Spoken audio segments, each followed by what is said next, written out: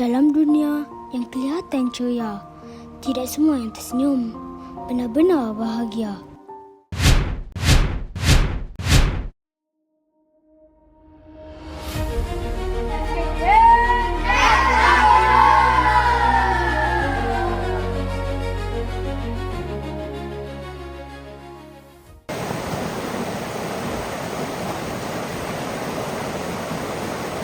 Assalamualaikum dan salam sejahtera.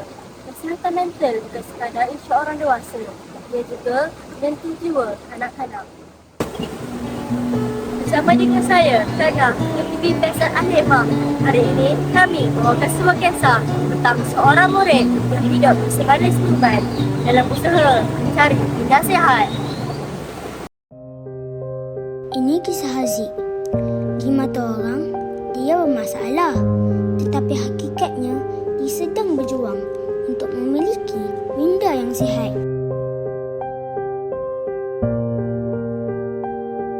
Kesihatan mental adalah seseorang itu mampu berfikir dengan jelas, mengawal emosi dan berfungsi dengan baik dalam kehidupan seharian.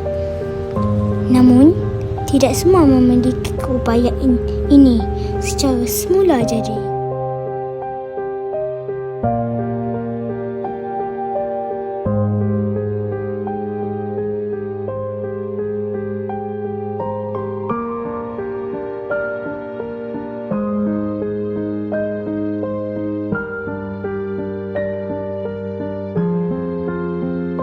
Apabila minda tidak tenang, tingkah laku menjadi tidak terkawal. Apabila emosi tidak difahami, tindakan menjadi luar jangka. Kau ni dah kenapa Aziz? Kau ada masalah ke?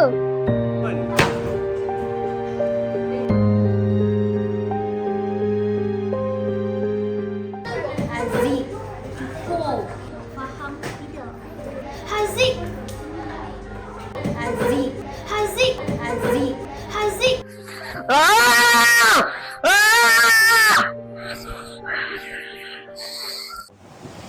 Bagi memahami dengan lebih jelas tentang kesihatan mental dalam kalangan murid, mari kita dengarkan pandangan kaunselor.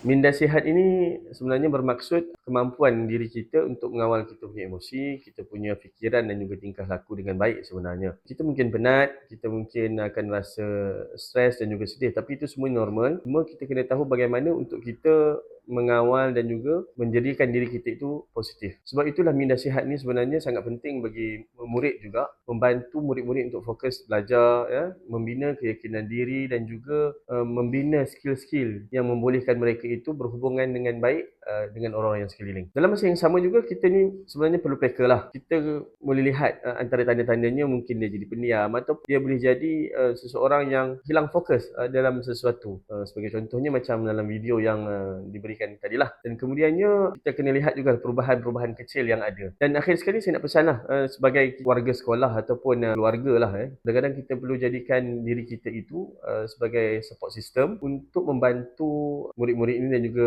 mereka yang mengalami masalah ini. Diingat jugalah, kita jangan ada stigma, sebab stigma itu boleh membunuh dan juga menjadikan mental health ini lebih teruk sebenarnya. Jelaslah bahawa kesihatan mental bukanlah satu kelemahan, tetapi satu keadaan yang memerlukan perhatian. Dengan sokongan yang berterusan, setiap individu berpeluang untuk berubah.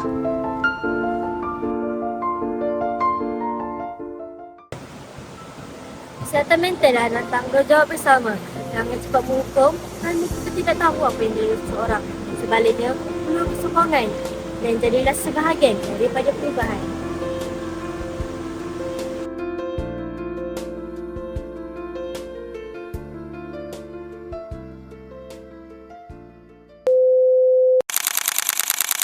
Mental adalah